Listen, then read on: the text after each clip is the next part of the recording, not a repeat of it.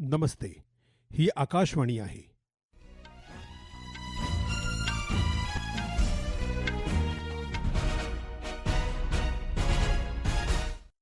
हाणे तव्हीं अनिल वंजाणीअ खां ॿुधंदा सिंधीअ में ख़बरूं।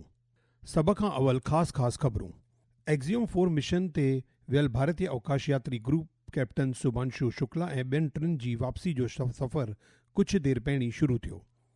परडे॒ही मंत्री डॉक्टर एस जयशंकर ॾुखियनि अंतर्राष्ट्रीय हालातुनि जे विच में भारत तोड़े चीन जे ख़्यालनि ऐं नज़रिए जे खुलियल तबादले जी अहमियत ते ज़ोर ॾिनो।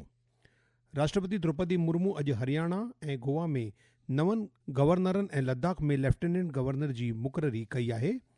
दिल्लीअ जी Rouse Avenue court national Herald money laundering मामले में कांग्रेस जी बर्ख नेता सोनिया गांधी ऐं राहुल गांधी तोड़े ॿियनि जे ख़िलाफ़ ईडीअ जे प्रोसिक्यूशन शिकायत ते ॿुधणी मुकमल कई आहे।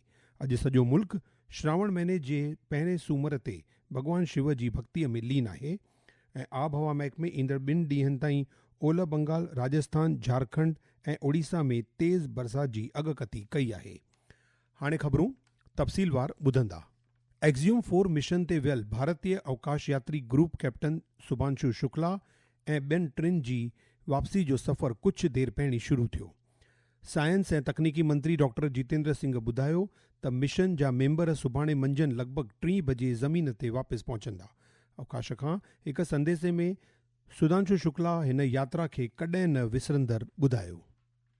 An incredible journey. I did not imagine all this when I started on Falcon 9 on 25th. The team that is standing behind me, you guys have made it really special for us being here on the station. It was an incredible joy to be here and working alongside with a bunch of professionals like you.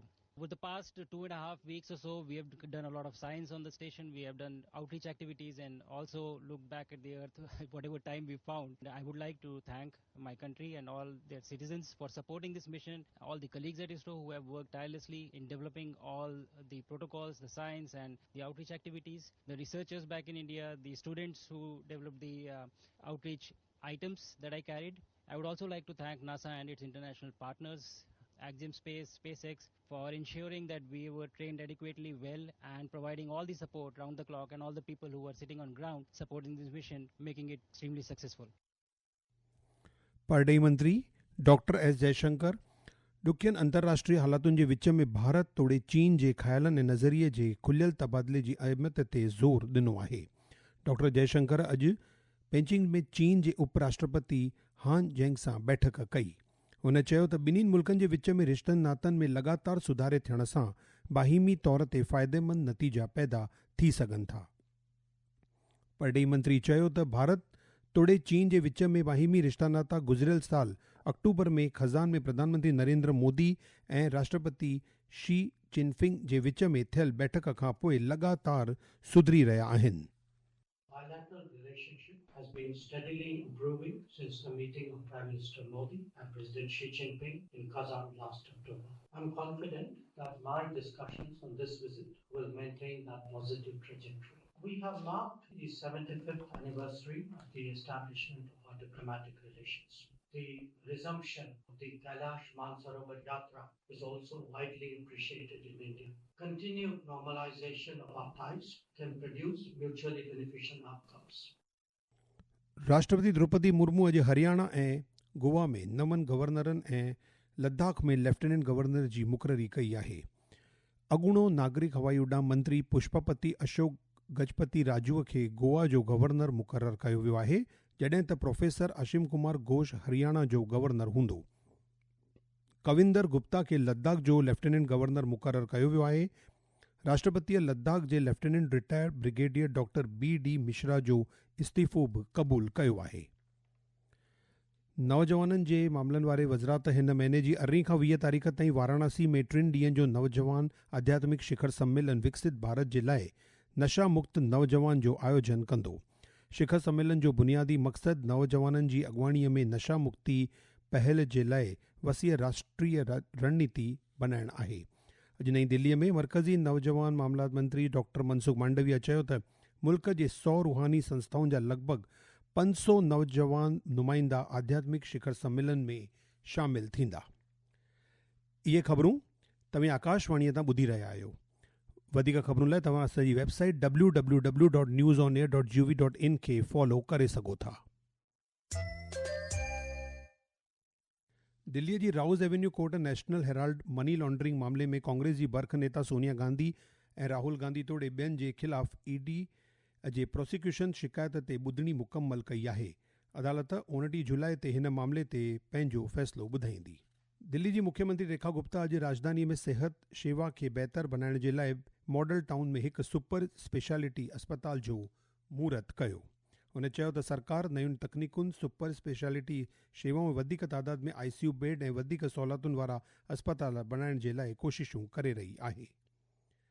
Bihar में श्रावण महीने जे पहिरें सूमर जे मौक़े ते सुल्तानगंज में आयल बाबा अज़गैबीनाथ, मुज़फ़्फ़रपुर में बाबा गरीबनाथ ऐं मधेपुरा में सिंहेश्वर धाम समेत मुख़्तलिफ़ शिव मंदरनि में सुबुह खां ई जलाभिषेक जे लाइ भक्तनि जो मेड़ लॻल आहे। दिल्लीअ में बि मुख़्तलिफ़ मंदरनि में श्रद्धालुनि जो वॾो मेड़ ॾिठो वियो। दिल्लीअ जे चांदनी चौक में आयल गौरी शंकर मंदिर, यमुना बाज़ार में आयल नीली छतरी वाले मंदर में ऐं ॿियनि सभिनी शिव मंदरनि में वॾे तादाद में श्रद्धालुनि जलाभिषेक कयो। श्रावण जे पहिरें सूमर ते सॼो उत्तराखंड बि भॻवान शिव जी भक्तीअ में लीन आहे। सुबुह खां ई भक्तनि जो वॾो मेड़ गॾु थी वियो आहे ऐं बोले बम जे नारनि सां माहौल बंदगीअ वारो बणिजी वियो आहे। प्रधानमंत्री नरेंद्र मोदी नाम्यारी अदाकारा सरोजा देवी जे चालाणे ते ॾुख ज़ाहिर कयो आहे। नीति आयोग माली साल 2025 जी टिमाही जे लाइ ट्रेड वॉच क्वार्टरली जो 3 एडिशन जारी कयो आहे। आयोग जे मेंबर डॉक्टर अरविंद विरमानी अॼु नई दिल्लीअ में आयोग जी इहा 3 माहियाना रिपोर्ट जारी कई।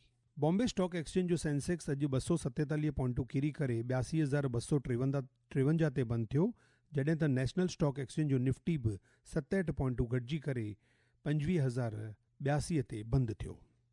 बिहार में गुज़िरियल 24 कलाकनि में विझ किरण सां घटि में घटि 9 माण्हू फौत थिया ऐं केतिरा ई ज़ख़्मी थिया आहिनि। बांका ज़िले में सभ खां वधीक 5 ऐं गया ज़िले में 2 माण्हुनि जी मौत थी आहे। पटना ऐं नालंदा ज़िले में हिकु माण्हू जी मौत थी आहे।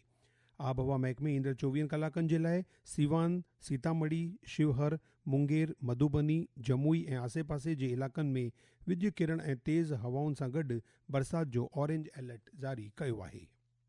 आबहवा महकमे ईंदड़ 2 ॾींहनि ताईं ओलह बंगाल, राजस्थान, झारखंड ऐं ओडिशा में तेज़ बरसाति जी अॻकथी कई आहे। आकाशवाणी समाचार सां ख़ासि ॻाल्हि ॿोल में आबहवा महकमे जे साइंसदान डॉक्टर नरेश कुमार चयो त उत्तर ओलह मध्य प्रदेश ऐं उन जे वेझनि खितनि में ऐं उत्तर ओलह बंगाल जी खाड़ी तोड़े आसे पासे जे सामुंडी खितनि में घटि दबाव बणिजण जा आसार आहिनि। हुन चयो त हिन सां राजस्थान, ओलह बंगाल जे गंगा किनारे, छत्तीसगढ़, ओडिशा ऐं ओलही मध्य प्रदेश में तेज़ बरसाति जारी रहंदी।